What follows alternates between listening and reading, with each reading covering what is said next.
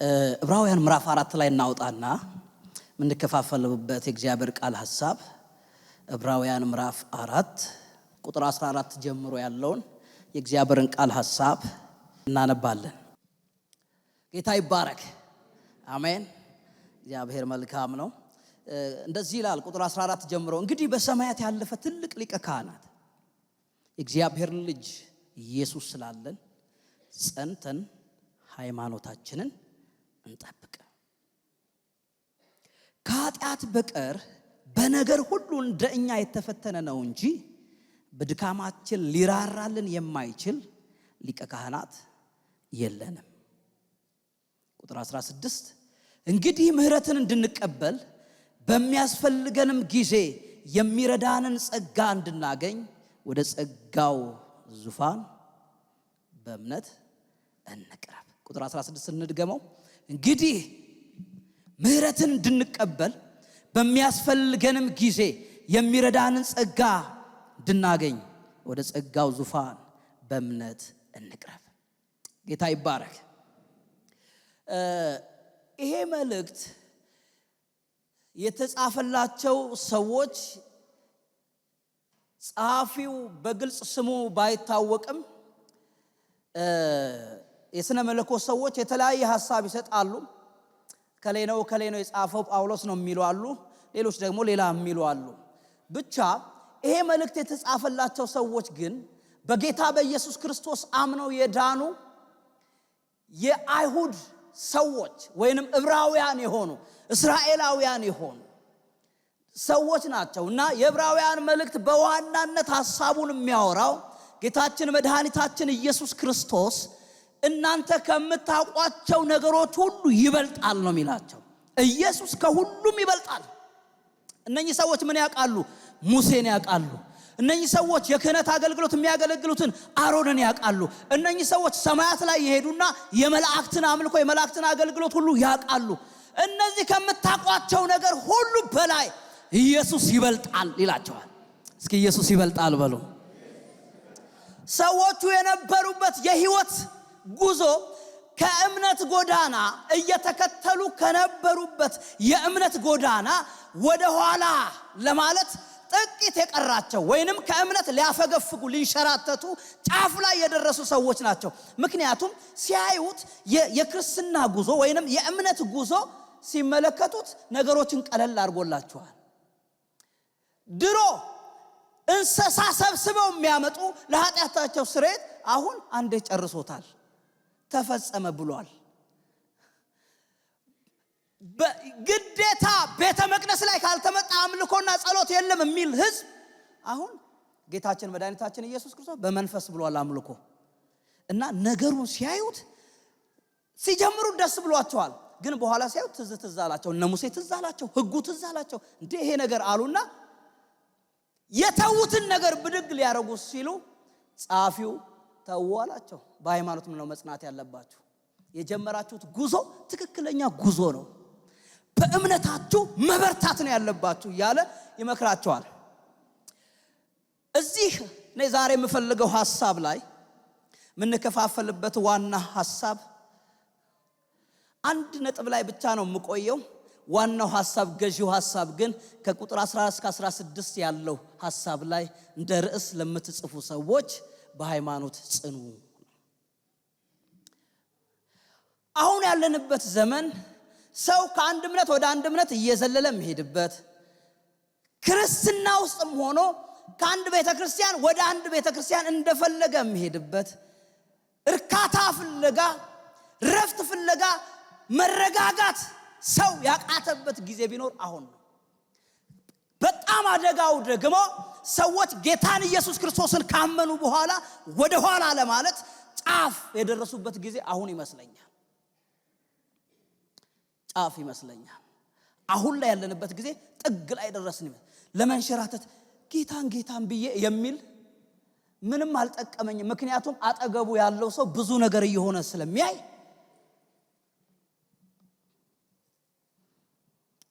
ስለዚህ ለኛም መልእክታችን ነው ብዬ ስለማስብ ባካችሁ በሃይማኖት ጽኑ፣ በእምነት ጸንታችሁ ቁሙ የሚለውን የዕብራውያን መልእክት ሐሳብ መነሻ አደርግና መጀመሪያውን ነጥብ ላይ ብቻ አወራለሁኝ። እዚህ ክፍል ላይ ብዙ ሐሳቦች አሉት። አንድ ነጥብ ላይ ብቻ ተናግሬ ጨርሳለሁ ስብከቴን። በሃይማኖት ስለመጽናት ስናስብ ሰው በእምነት በሃይማኖት ለመጽናት ለአንድ አማኝ በጣም ወሳኝ በዚህ ጊዜ ይልቁንም ለኛ ለሁላችን በህይወት ዘመናችን በክርስትና ጉዞ ሁሉ በጣም አስፈላጊ ነገር ምንድነው? ቁጥር 16 ላይ የሚናገረው እንግዲህ ምህረትን እንድንቀበል ይላል። የእግዚአብሔር ምህረት እቺን ብቻ ነው ማወራው ዛሬ። ጌታ ይባረክ። እስቲ ጉባኤው እግዚአብሔር ምህረት ይበል። በጣም የሚገርመው ብዙዎቻችን የእግዚአብሔር ምህረት ብለን ስናስብ ትዝ የሚለን የሰራናት ፋውል ነው፣ ኃጢአታችን ትዝ ይለናል። ኦኬ እስኪ ምህረት እየጠየቅን እንጸልያለን ሲባል ምንድነው ሰው ትዝ የሚለው? ንስሐ አይደል? ትክክል እኮ ነው፣ ትክክል ነው። ግን ይሄ እግዚአብሔር ምህረት ከዚህ የዘለለ ፋይዳ አለው። ከዚህ በጣም የሰለለ ብዙ ጥቅም አለው። እነሱን ቶሎ ቶሎ ብያወራለሁ። እስኪ እግዚአብሔር ምህረት በሉ። ሐዋርያው በእምነት መጽናት ከፈለጋችሁ በጣም ወሳኝ ነገር እግዚአብሔርን የሙጥኝ ብላችሁ መጠየቅ ያለባችሁ አንድ ጉዳይ አለ። እሱም ምንድነው? ምህረት። ወደ ጸጋው ዙፋን ቀርባችሁ ሰጪ ወደ ሆነው ለጋሽ ወደ ሆነው ወደ አምላካችሁ ቀርባችሁ መጠየቅ ያለባችሁ አንድ ጉዳይ አለ። ምን? ምህረት። ምህረት ምን ያደርጋል? ያጸናሃል። ምህረት እንዳትንሸራተት፣ ምህረት ወደ ኋላ እንዳትል የእግዚአብሔር ምህረት ያቆምሃል። ሃሌሉያ። እስቲ ጉባኤው እግዚአብሔር ምህረት በሉ። የእግዚአብሔር ምህረት። እሺ የእግዚአብሔር ምህረት ምን ያደርግልናል? የመጀመሪያው ወጣት ሰባኪ ስለሆንኩ ትንሽ ሯሯጣለሁ ፈጥናለሁና እንደምንም አብራችሁኝ ለመፍጠን ሞክሩ። ሰዓቴንም ለመጠቀም ነው። በጣም ደስ ያለኝ የቤተክርስቲያናችሁ አንድ ካልቸር መባ ከቃል በኋላ ነው። ደስ ይላል። በጣም ነው ደስ የሚለው። ለእግዚአብሔር ቃል የሰጣችሁት አክብሮት ደስ ብሎኛልና እግዚአብሔር ያክብራችሁ። መሪዎች፣ አገልጋዮች ተባረኩ። ስለዚህ ሳሰጡ እንዳትሄዱ ማለት ነው።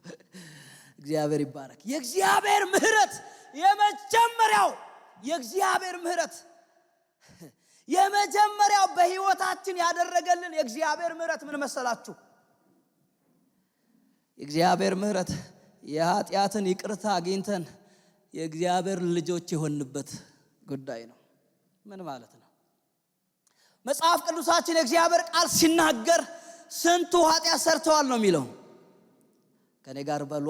ስንቱ?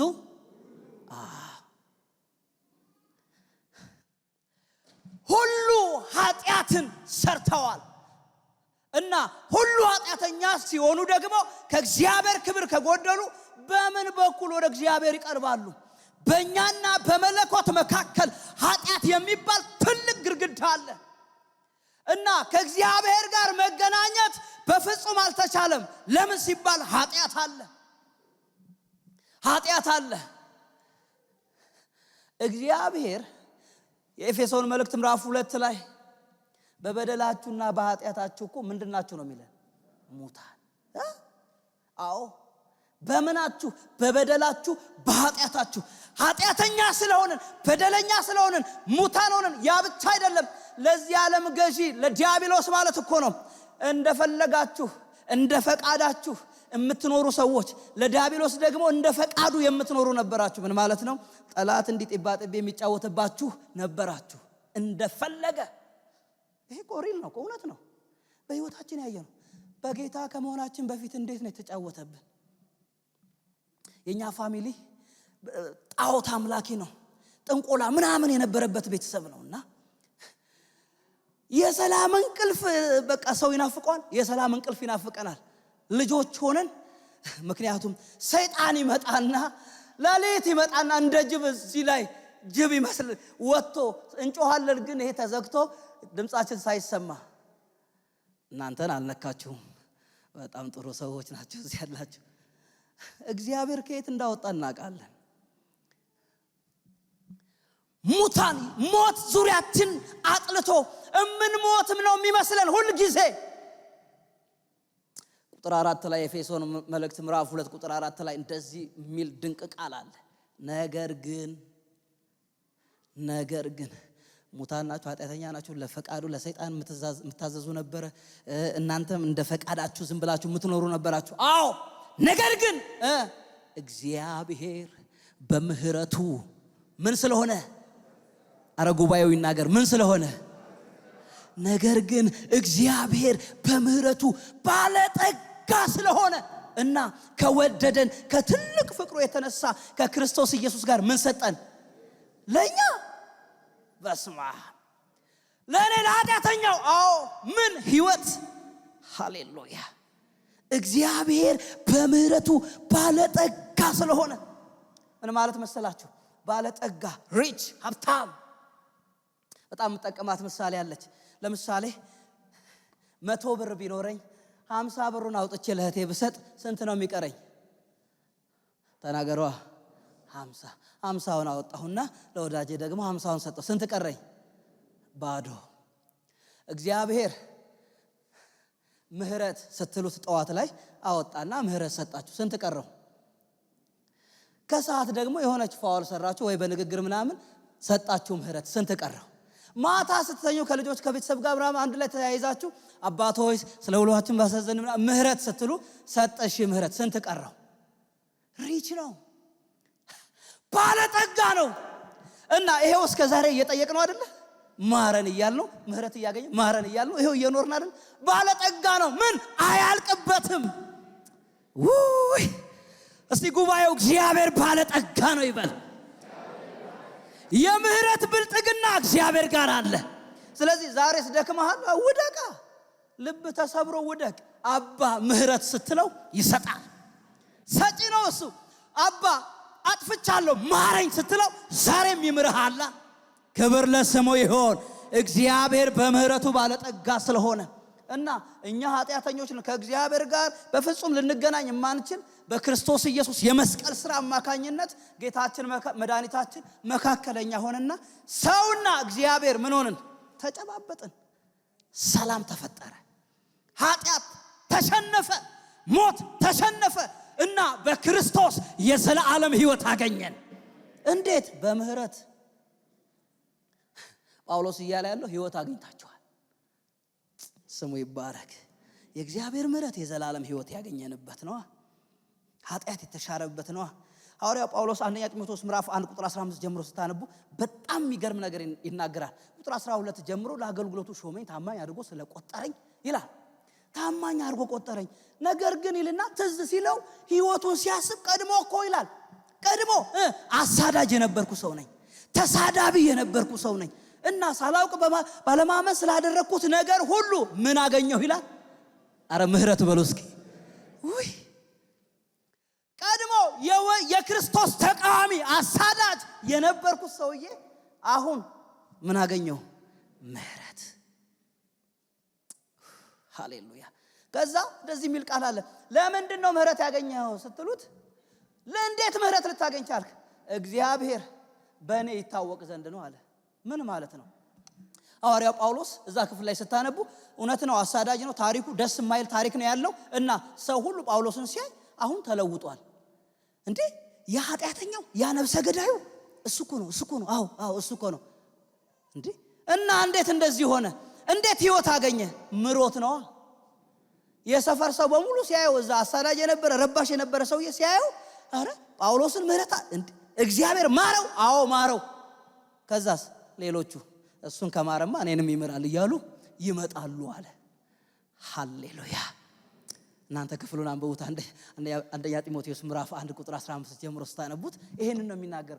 ለብዙዎች መዳን ምክንያት ሆን ዘንድ በማይገባኝ በእኔ ላይ የምህረቱን ኃይል አሳያለ። ጌታ ይባረክ። እኛ እኮ የተማረን ሰዎች ነን፣ በምህረት የዘላለም ሕይወት ያገኘን ሰዎች። ከዛ ሰዎች እኛን እያዩ እሷን ከማራትማ እኔንም ይምረኛል እያሉ ይመጣሉ። አሜን አትሉ? የምህረቱ መገለጫ ናችሁ። አጠገባችሁ ያለውን ሰው የእግዚአብሔር ምህረት መገለጫ ነህ በሉት። ልባርካችሁ። እጆቻችሁን ከፍ አድርጎ የእግዚአብሔር ምህረት በዘመናችሁ ይታወቅ፣ በሕይወታችሁ ይታወቅ፣ በሰፈራችሁ ይታወቅ። እግዚአብሔር መሐሪ እንደሆነ በእናንተ ይታወቅ። ኢየሱስ ያድናል። እግዚአብሔር መሐሪ ነው። አዎ እኔን ምሮኛል። ሃሌሉያ። እሺ ልፍጠን። የእግዚአብሔር ምህረት ምንድነው? ሁለተኛው ነጥብ የመጀመሪያው የዘላለም ህይወት ያገኘንበት ኃጢአታችን የተሻረበት ነው። እውነት ነው። ህይወት ያገኘነው በሱ ምህረት ነው። በጽድቃችን በስራችን ምናምን አይደለም። ምሮን በቃ ተወና በቃ ምር ያለው አለ ግብ አለን። በቃ በምህረት ሃሌሉያ ስሙ ይባረክ። የማረን ጌታ ስሙ ይባረክ። በምህረት የዘላለም ህይወት እኮ ነው ያገኘነው። እናንተ የእግዚአብሔር ልጅ እኮ ነው የተባልነው በእግዚአብሔር ምህረት። አዎ አሳዳጅ የነበርነው ተሳዳቢ የነበርነው ሰይጣን እንደፈለገ የሚያደርገንን ሰዎች እግዚአብሔር ማረንና ልጅ አደረገን። ክብር ለስሙ ይሁን። ስለ መዳናችሁ ሐሴት ታደርጋላችሁ። ለጌታ ክብር ስጡ። ሃሌሉያ።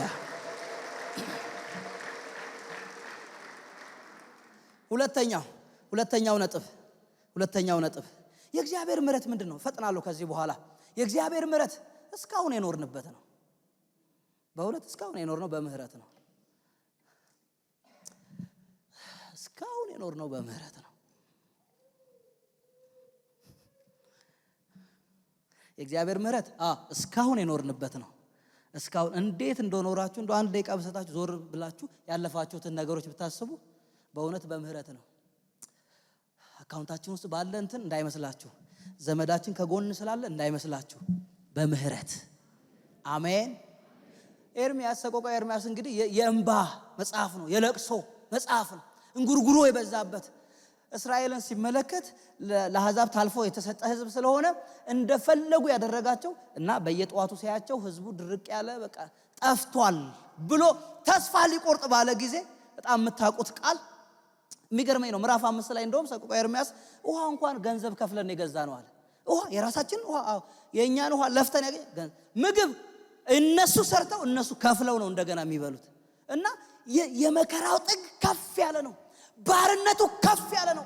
አለ እየጮኸ ያለ ሰውዬ ድንገት ግን ጧት ሳያቸው ሰዎቹ አሉ። ይሄ ህዝብ ነገ በቃ በህይወት መገናኘታችን እንጃ ተባብለው ሳያቸው አሉ። ያውም በስተዋል አልጠፉም። ከዛ አረ ልቤ ፈዘዘ አለ።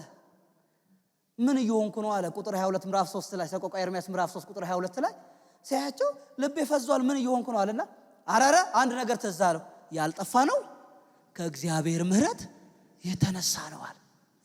አዎ እውነት ነው። መጥፋት ነበረብን አልጠፋንም። እና እንዴት ነው? በምህረት ያልጠፋ ነው ከእግዚአብሔር ምህረት የተነሳ። ነገሩ እኮ ያጠፋል። አዎ ያልጠፋ ነው ከእግዚአብሔር ምህረት የተነሳ ነው። እና ርህራሄው አያልቅም። ማለዳ ማለዳ ምንድነው? አዲስ ነው።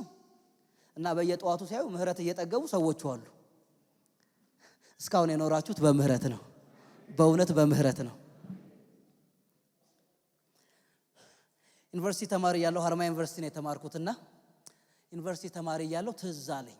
አንድ ቀን ትዝ አለኝ እና ግቢ ውስጥ የሆነ ጥላ ስር ቁጭ ብዬ ዝም ብዬ ሳሰላስል ትዝ አለኝ። ባክግራውንዴን ሳየው እና ያለሁበትን ቦታ ሳየው ዩኒቨርሲቲ ውስጥ ነኝ። ራሴን ዩኒቨርሲቲ ውስጥ አግኝቼዋለሁ አልኩኝ ማለት ነው። ምንድነው?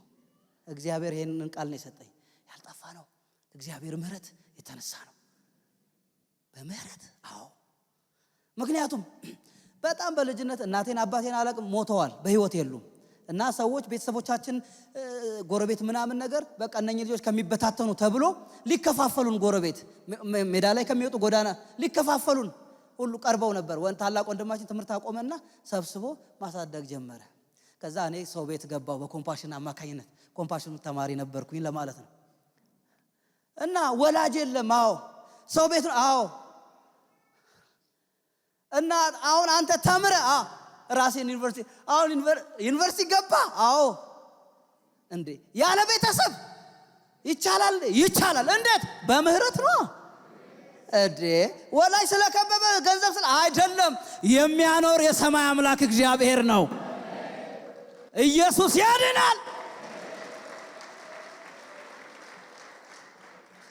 እና ራሴን ግቢ ዩኒቨርሲቲ ውስጥ አገኘ እንዴ አልኩኝ፣ ሳኩኝ። ምክንያቱም ልሞት የምችልባቸው አጋጣሚዎች በጣም ብዙ ሰፊ ነበሩ። በጣም ታማሚ ነበርኩኝ፣ በጣም ማለት ነው። አምላክ እግዚአብሔር ቸር ስለሆነ ሰው ቤት እያለሁ በጣም ስታመም አንዴ ስጸልይ በቃ እግዚአብሔር ሰበረው። ይሄው በእግዚአብሔር ፊት ነው የምላችሁ። አሁን ዘመኑን መቁጠር ራሱ አልችልም። ኦልሞስት ከ8ኛ ክፍል ጀምሮ እስካሁን አሁን ቁጥሯ እንዳልናገር ካልኩሌት እንዳታረጉ ብዬ ነው። ታምሜ እንትን ይሄ ምንድነው ሆስፒታል ተኝቼ አላቅም እስካሁን። እንዴ ዝም ብሎ ጉንፋን ምን አያመኝም አላልኩም። ጉንፋን ምን ግን ይሄ ሆስፒታል የሚያሰኛ እንደ ድሮ በጣም ረጅም ትምህርት ቤት ገብቼ አላቅም። እኔ በጣም መታመም ሰው ነበርኩኝ። ምክንያቱም የማይሆን ነገር ነው ምን በላው ምን ጠጣውና አንድ ሳምንት እማራለሁ፣ አንድ ወር እተኛለሁ ሆስፒታል። እንደዛ ነበር ህይወቴ።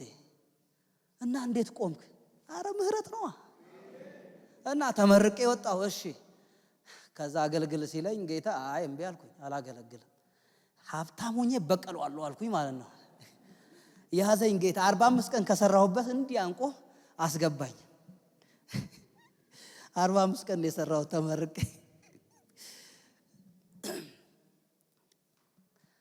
እና እግዚአብሔር በምህረት ያኖራል እኮ።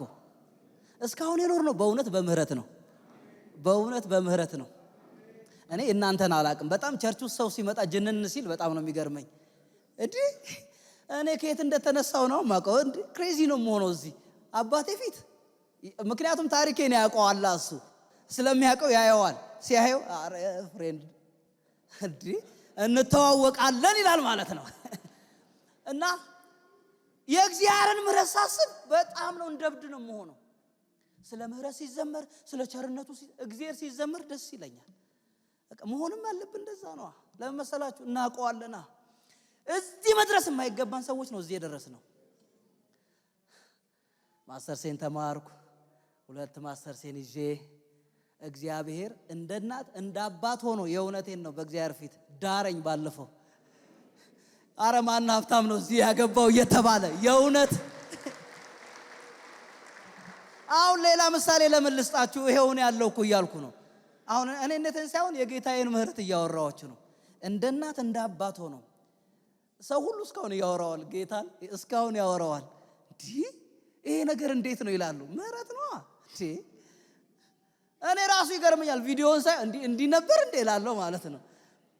አሕዛብ ሰዎች ማን ሀብታም ነው ያገባው ይላሉ። እልፍ መኪና፣ እኔ ለመኪና 5 ሳንቲም ያላወጣውም በእውነት። ስታገባ ስንት አወጣህ ካላችሁ ወጣቶች በዚህ አጋጣሚ ቴስቲሞኒ ነው ማግባት ያሰባችሁ በእውነት አምናችሁት ግቡ። እንደው ከኪሴ ጌታዬ ምስክር ነው በእግዚአብሔር ይሄ የደሙ ቦታ ነው ማወራችሁ በእውነት። ድንቡሉ 5 ሳንቲም ከኪሴ ያላወጣው 5 ሳንቲም። እና እንዴት አገባ? ማን ዳረ? ምህረት ነው እንዴ? ወይ ሃሌሉያ! ሲጉባኤው እግዚአብሔር መሐሪ ነው ይበል። በእውነት በምህረት ነው የኖርነው። እሺ ስንት ጊዜ ሆስፒታል ገብታችሁ ነበር? አስቡት እስኪ። እንዴት ወጣችሁ? ምሯችሁ እኮ ነው። እድሜ ቀጥሎ ምሮን እኮ ነው ብራዘር። በእውነት እግዚአብሔር ምሮን ነው። እሺ አሁን ብዙ አልሄድ ተምሬ ነው በሉ። እስካሁን የኖርነው በምህረት ነው። አሜን። እስካሁን የኖራችሁ በምህረት የኖራችሁ ብቻ ለጌታዬ ክብር፣ ለንጉሱ ክብር፣ ለመሐሪው ክብር። ኢየሱስ ያድናል።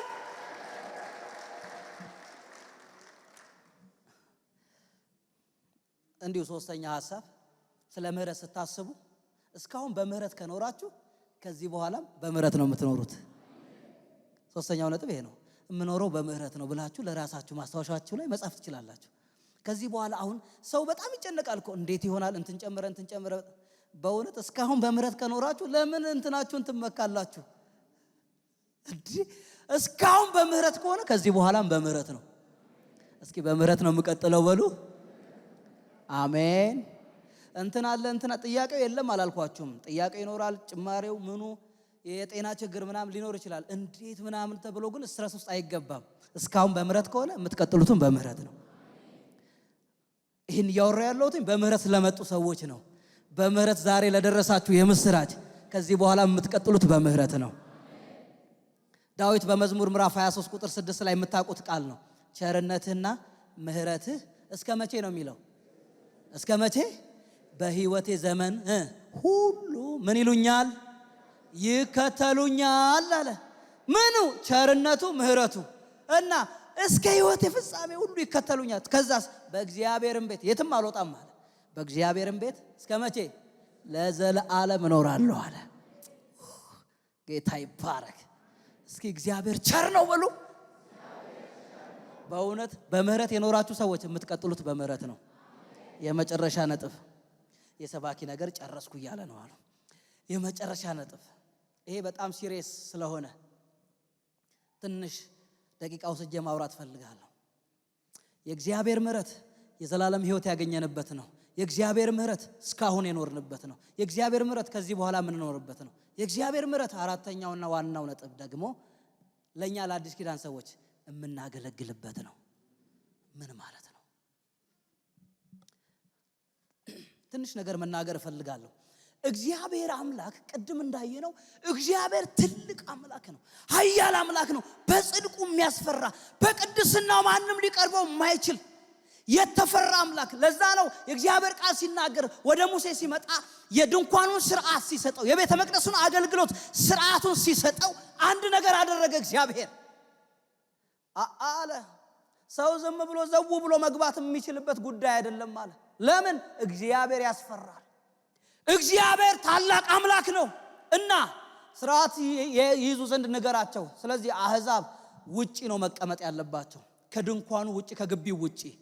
አደባባዩ አካባቢ ደግሞ የእስራኤል ሕዝብ በሙሉ ነገዶች በሙሉ ዙሪያውን ድንኳኑን ከበው ይቀመጣሉ አለ። እሺ ቤተ መቅደሱ ጋማ ወደ ቅድስት የሚገቡ ካህናት የተመረጡ ከሌዊ ነገድ የሆኑ የተመረጡ ራሳቸውን በፍጹም በቅድስና የጠበቁ ሰዎች ቤተ መቅደሱ አካባቢ ይሆናሉ።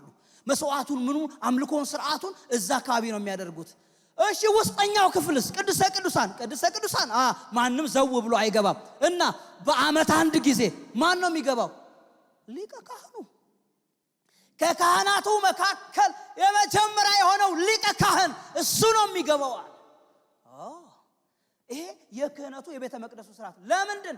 ውስጥ የሚያስፈራል፣ ውስጥ የሚቀስፋል። ሲገቡ እንደውም እግዚአብሔር ሥርዓት ሰጣቸው። ድንገት እንኳን ኃጢአት ከተገኘበት ሞቶ እንዳይቀር እግሩ ላይ ወይ ደግሞ ወገቡ ላይ እሰርለታል ገመድ፣ ሕያው መሆኑ እንዲታወቅ። ስለዚህ ሊቀ ካህኑ ወደ ቤተ መቅደሱ ሲገባ ድምፅ ያለው ነገር ቅጭል እያደረገ ይገባል ማለት ነው። ቅጭል እያደረገ ይገባል አለ ማለት ነው። ከሞተስ ማን ነው ገብቶ የሚያወጣው? የቱም ጀግና እሱ ነው እንዴ። ሊቀ ካህኑ ከሞተማ አንተ እንዴት ሄደህ ታወጣለህ ሬሳ? ገመዱ የሚጠቅመው ሬሳ ለማውጣት ነው። ለምንድን? ቅድስተ ቅዱሳን ውስጥ የሚያስፈራ ክብር አለ። ይሄ የሚያስፈራው ጌታ በአዲሱ ኪዳን በክርስቶስ ኢየሱስ አምነን ለዳንን ሰዎች የቤተ መቅደሱ መጋረጃ ከላይ እስከ ታች አይደለም የሚለው ተቀደደ። ኢየሱስ ክርስቶስ መስቀል ላይ ሆኖ። ስለዚህ መጋረጃ በማይዘው በማይከደን በእግዚአብሔር ፊት ሁላችንም መግባት ተሰጠን። አሜን አትሉ? በልጁ ነው። አሁን ሁላችንም እድል ደርሶን ምሮን እንጂ እዚህ ሽርጉድ የምንለው እቺን ነገር ይዘን በእናንተ ፊት የምናወራው ምሮን እንጂ በጣም የተለየን ሰዎች ስለሆነ በጣም ጄኒዮን ምናምን ስለሆነ እንዳይመስላችሁ። ምሮን። አሜን። ማን ነው የሚቆመው በእግዚአብሔር ፊት? መላእክት እንኳን የሚንቀጠቀጡለት እኮ አምላክ ነው። ኃያል አምላክ ነው። የትኛው ጀግና በእግዚአብሔር ፊት ይቆማል? እግዚአብሔር ምህረት አደረገልና ሐዋርያው ጳውሎስ እንደዚህ ይላል በሁለተኛ ቆሮንቶስ ምዕራፍ 4 ቁጥር 1 ላይ ስለዚህ ምክንያት ምህረት እንደተሰጠን መጠን ይሄ አገልግሎት ስላለን ምን አንልም፣ አንታክትም። አዎ ምን ተሰጥቶናል? የምናገለግለው በምህረት መጠን ነው። እግዚአብሔር የሆነ የምህረት መጠን ሰጥቶናል። ምን ያህል ነው የእግዚአብሔር የምህረት መጠን? ብዙ ነው። ዳዊት ብዙ ነው ብሎታል። ብዙ ስንት ቁጥር ይሆን አላውቅም። እግዚአብሔር ግን ብዙ ምህረት ስለሰጠን እናገለግላለን አለ ጳውሎስ። ጳውሎስ እኮ ነው ይሄን ያለው። ወዳጆቼ በተሰጠኝ የምህረት መጠን ነው ማገለግለው አለ። በጣም እዚህ ጌታን የምታገለግሉ ሁላችሁ የአዲስ ኪዳን አማኞች የምናገለግለው በምህረት ነው። በእውነት በእግዚአብሔር ምህረት። ሐሳቤን ለማሰር አንድ ምሳሌ ሰጥቼ እችን መልእክት ብቋጭ ደስ ይለኛል። ሁለት ሰው ባስቸግር ይቅርታ እንግዲህ ወጣቶች ስለሆናችሁ በደንብ እንድታዩልኝ ይሄን ምሳሌ ሁልጊዜ የምጠቀመው ምሳሌ ነው። ፊታችሁን ወደ ጉባኤ እግዚአብሔር የተባረከ ይሁን። በደንብ ተመልከቱ። የሰው ልጅ እሱን በሰው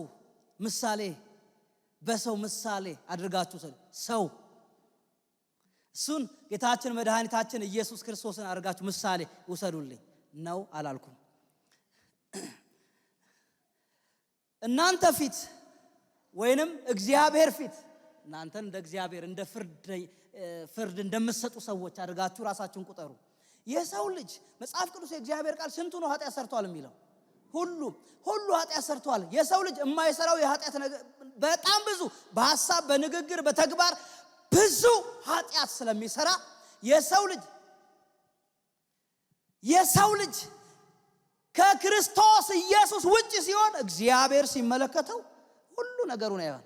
አሁን ወንድሜን ስታዩት ጸጉሩን መነጽሩን ቲሸርት አለው ከውስጥ ምን አለው? ሸሚዝ አለ፣ እጁ ላይ ደስ የሚል ነገር አለ። ጫማው ምን አይነት ነው? ጥቁር አይደለ? ስለዚህ እግዚአብሔር ፊት የሰው ልጅ ኃጢአት አለበት ይላል። ኃጢአቱ ምንድነው? ወይ ዝሙት ሰርቷል ይላል፣ ተሳድቧል፣ ዋሽቷል፣ እንደዚህ አርጓል፣ ይሄ ሁሉ አርጓል። ስለዚህ እግዚአብሔር ሲያየው የሰው ልጅ ፍርድ ይገባዋል።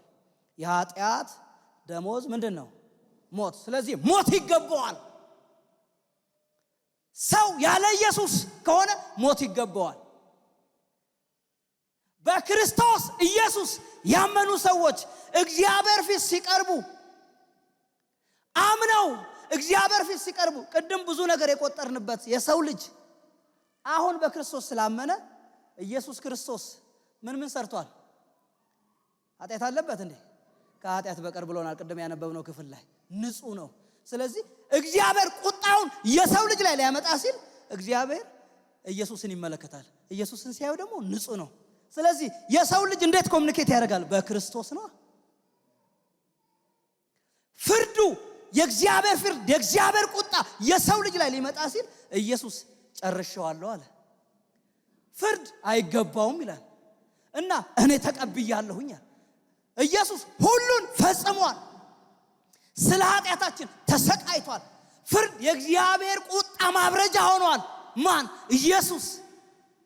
ስለዚህ የሰው ልጅ ላይ ሊፈርድ ሲመጣ ይቅር ተብሏል። ማን ግን? በክርስቶስ ምን ያለ ያመነ። የተሰወርነው በክርስቶስ በኩል የምንሆነው ያመን ሰዎች። ስለዚህ የእግዚአብሔር ቁጣ አላገኘንም። አሁን እዚህ ሽርጉድ ስንል ምሮን ነዋ። በማ በኩል? በመሲሁ በኩል በኢየሱስ በኩል እግዚአብሔር ለሰው ልጅ ምህረት አደረገ። እንዴት ሆኖ? ይሄው በልጁ በኩል በክርስቶስ በኩል በእግዚአብሔር በኩል በኢየሱስ ክርስቶስ በኩል በመስቀሉ በኩል ምህረት አግኝቻለሁ። እኔ ምህረት ካገኛችሁ ለጌታ ክብር ስጡ።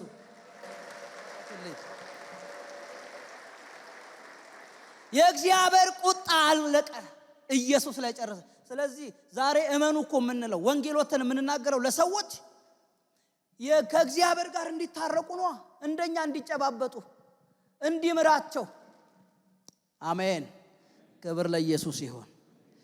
ጌታ ኢየሱስ ይባርካችሁ። የሐሳቤ መጠቅለያ እንግዲህ እግዚአብሔር ከማረን የጌታ ምህረት በህይወታችን ካለ ይሄንን ምህረት በትክክል እንኑረው። ይሄንን ምህረት በትክክል እንኑረው።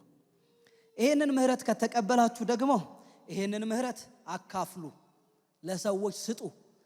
ባል ለሚስት፣ ሚስት ለባል ምህረት ትስጥ። አገልጋዮች እርስ በርስ፣ ቤተሰብ፣ ጓደኛ፣ አብረን የምንሰራ ሰዎች፣ አብረን የምናመልክ ሰዎች አንዳችን ለአንዳችን ምህረት እንስጥ። ለሱማ ምህረት አላረግም አይባልም። ለሷ ወይ እሷንማ ምህረት ከማረግላት አይባልም። አማኝ ከሆነን ምህረት ካገኘን እንዴ የተሰጠንን ምህረትማ ስጡ እንጂ። እግዚአብሔር እንደዚህ ከማራችሁ አሁን ባወራነው ነጥብ ልክ ከማራችሁ ስጡ። ስለዚህ ሰው አትያዙ። አንድ ሰው ሲናገር ሰው እንኳን ሳይሞት ሞቶም ይከብዳል አለ። እንኳን ሳይሞት ሞቶም እና ሳይሞት ሰው ጥርስ ላይ የያዛችሁ ሰዎች ይከብዳችኋል። ጥርሳችሁ እንዳይነቀል ልቀቁ አለ። አጠገባችሁ ያለውን ሰው ልቀቅ በሉት እስኪ። አዎ ወንድም እንትናን እህት እንትናን ልቀቁ፣ ልቀቅ በሉት እስኪ። አዎ በእውነት ምህረት አርጉ እያልኳችሁ ነው። ምህረት አርጉ፣ ለወንድሞች ምህረት፣ ለእህቶች ምህረት አርጉ። በቃ ይሄ ቤት እኮ በይቅርታ የምንኖርበት ቤት አይደል? አዲሱ ኪዳን እኮ በምህረት የምንኖርበት እኮ። ይቅር እየተባባለን በቃ ተቸዋለሁ። ለምን ትቶልኝ ነው እንዴ? ስንት ነገር ትቶልኝ እንጂ ቢቆጠር አሁን ዲስፕሌይ ቢደረግ አሁን የኛ ማን ይቆማል? እዚህ ሁላችንም አይደል እንዴ? ጀርቱሜ አላችሁ። ስለዚህ እግዚአብሔር ዲስፕሌይ ስላላረገው ነው አይደል? በቃ ምሮን ከሆነ እናንተም ማሮዋ። ልቀቅ በሉት እስኪ። ጥርስ ላይ ሰው መያዝ ጥሩ አይደለም። ጌታ ይባረክ።